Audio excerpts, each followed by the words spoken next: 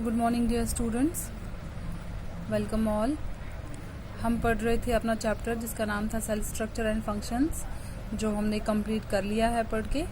तो आज हम जो है सेम चैप्टर के क्वेश्चन आंसर्स करेंगे, ठीक है। तो ये है पहला question number 1, whether the following statements are true और फॉल्स। सो पहला स्टेटमेंट जो है वो है unicellular organisms have one celled body, ठीक है। जैसा मैंने आपको पहले ही बता दिया, जब मैंने आपको टाइप्स ऑफ सेल पढ़ाया था, तो मैंने आपको उसमें समझाया था कि यूनिसेलुलर ऑर्गेनिज्म जो है ये सिंगल सेल्ड होते हैं, इसलिए ये स्टेटमेंट जो है ट्रू है। बी पार्ट है हमारा muscle cells are branched, muscle cell जो है वो ब्रांच्ड होते हैं, ये भी ट्रू आएगा। सी पार्ट हमारा है the basic living unit of an organism is an organ. तीसरा पार्ट कहता है कि जो बेसिक लिविंग यूनिट जो है एक ऑर्गेनिज्म का वो ऑर्गन है, जबकि ऐसा नहीं है। बेसिक लिविंग यूनिट जो किसी भी ऑर्गेनिज्म का है दैट इज सेल, इसलिए ये स्टेटमेंट फॉल्स आएगा।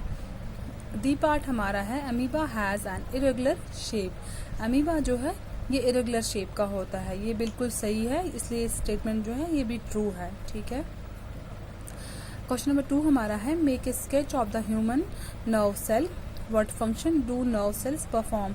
हमें नर्व सेल का, ह्यूमन नर्व सेल का जो है स्केच बनाना है, जो मैंने यहाँ बना दिया है, और हमें बताना है कि ह्यूमन नर्व सेल जो है इसका क्या फंक्शन रहता है, ठीक है। तो आंसर इसका आएगा the function of the nerve cells is to receive and transfer messages, it helps to control and coordinate the working of different parts of the body. सबसे पहले मैं आपको बता दूं, जो नर्व सेल्स हैं इन्हें हम न्यूरॉन्स भी कहते हैं, ठीक है। ये एग्जिस्ट करते हैं हमारे पूरे सेंट्रल नर्वस सिस्टम पे, और जो फंक्शन, जो मेन फंक्शन जो नर्व सेल्स का रहता है, इनका काम होता है मैसेजेस को रिसीव करना और बाद में ट्रांसफ़र करना, ठीक है। उससे क्या होता है, ये हमारे जो भी कंट्रोल एंड कोऑर्डिनेशन का काम हमारी बॉडी के डिफरेंट पार्ट्स में होता है, उससे ये नर्व सेल कंट्रोल करते हैं, ठीक है। ये मैंने यहाँ पे नर्व सेल की डायग्राम ड्रॉ की है, आपको भी बिल्कुल सेम ही ऐसे अपनी नोटबुक पे ड्रॉ करनी है, ठीक है। क्वेश्चन नंबर 3 हमारा है right short notes on following. A part है साइटोप्लाज्म, बी पार्ट है न्यूक्लियस ऑफ द सेल। आपको क्या करना है, शॉर्ट नोट्स बनाने हैं साइटोप्लाज्म पे और न्यूक्लियस ऑफ द सेल पे, ठीक है। सबसे पहले हम साइटोप्लाज्म देखते हैं। Cytoplasm is the jelly-like substance found between the nucleus and the cell membrane. Is called cytoplasm. It is made up of basic elements like carbon, hydrogen, oxygen, nitrogen. Okay. Various other components or organelles like mitochondria, Golgi bodies, ribosomes et cetera of cells are present in the cytoplasm, ठीक है। तो क्या होता है cytoplasm? Cytoplasm जो है ये jelly like substance होता है, ठीक है। और ये कहाँ हमें मिलता है? ये न्यूक्लियस और सेल मेम्ब्रेन के बीच में होता है। और ये किससे बनता है? कहते हैं कि जो साइटोप्लाज्म है इसमें कुछ बेसिक एलिमेंट्स होते हैं, जैसे कि कार्बन होता है, हाइड्रोजन होता है, ऑक्सीजन होता है, नाइट्रोजन होता है, ठीक है। और इसके अलावा कुछ बाकी कंपोनेंट्स या बाकी ऑर्गेनेल्स भी होते हैं साइटोप्लाज्म के अंदर, फॉर एग्जांपल माइटोकॉन्ड्रिया, ठीक है।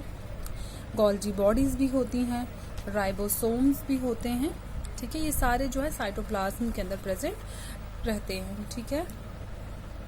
बी पार्ट हमारा है nucleus of a cell. Nucleus of a cell is an important component of the living cell. It is located in the center of the cell. It is separated from the cytoplasm by a membrane called nuclear membrane. It contains genetic material. कहते हैं कि nucleus जो cell में present होता है ये एक important component है लिविंग सेल का, और ये कहाँ लोकेटेड होता है? बिल्कुल ये सेल के सेंटर में होता है, और ये जो है ये साइटोप्लाज्म से अलग होता है, और इसे जो न्यूक्लियस को जो साइटोप्लाज्म से मेम्ब्रेन अलग करता है उससे हम न्यूक्लियर मेम्ब्रेन कहते हैं। और इसमें जो है ये जेनेटिक मटेरियल भी कंटेन करता है, इसमें जेनेटिक मटेरियल भी होता है, मतलब जो भी रिजेम्बलेंस हमारी होती है from one generation next generation वो न्यूक्लियस से होती है, ठीक है। क्वेश्चन नंबर 4 है which part of the cell contains organelles.